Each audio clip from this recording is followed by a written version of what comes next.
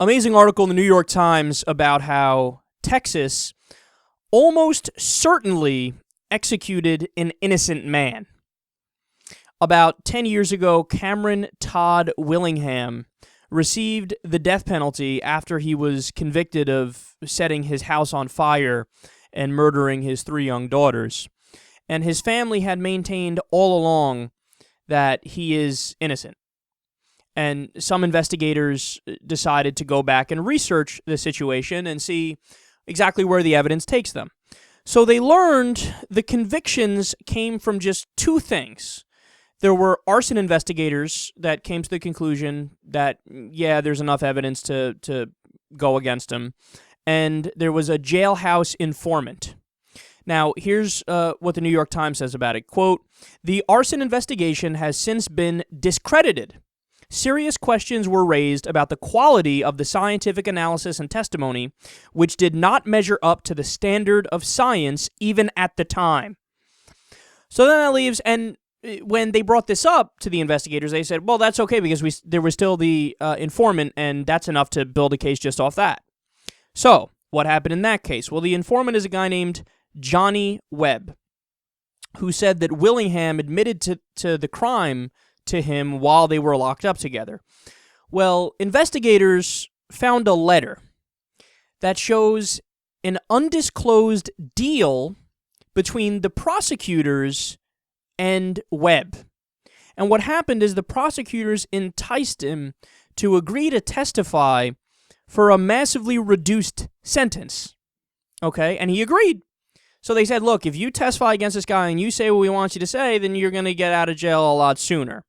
Now, not only that, later on, he tried to recant his testimony. So it must have been weighing on his conscience, and he must have felt some sort of guilt, and he said, look, I'm taking it back. I don't know. He didn't say it. I don't believe it. It's not true, and we're taking it back. Well, too late. Texas executed Willingham. So here we have a case where the 2 main pieces of the puzzle totally shattered. The arson investigators were wrong. They were discredited. The informant was bought off. He was discredited. He even tried to take back what he said. So here's a situation where the family was screaming, he's innocent, he didn't do it. What are you talking about? No, are you crazy? He loved his kids. This is insanity.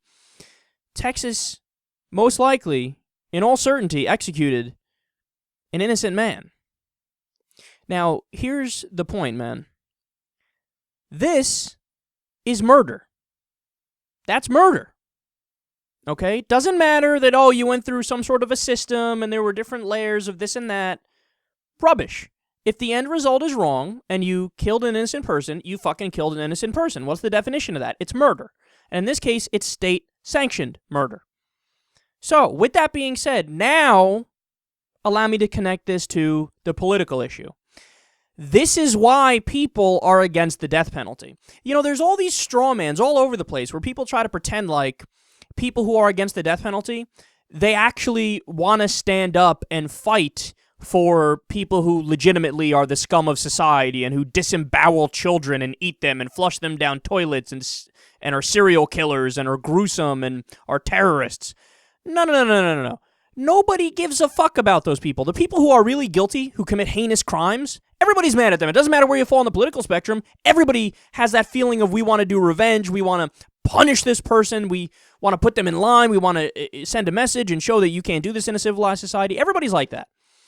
The disagreement stems from how foolproof is the system. And the system is not foolproof. It's not at all. In fact, what do they have? The Innocence Project, I think it's called. They have exonerated 180 some odd people, or they've identified between 180 and 300 some odd people that were convicted and they faced the death penalty, but they're innocent. They didn't do it. Whoa, there's hundreds of people that we could be killing who are innocent? So we have legalized and sanctioned and condoned the death penalty in the United States of America and condoned murder. If we kill just one innocent person, that's murder. And that means all the taxpayers are equally guilty to one degree or another of committing murder. Do you want to have that on your conscience? I know I don't want to have that on my conscience.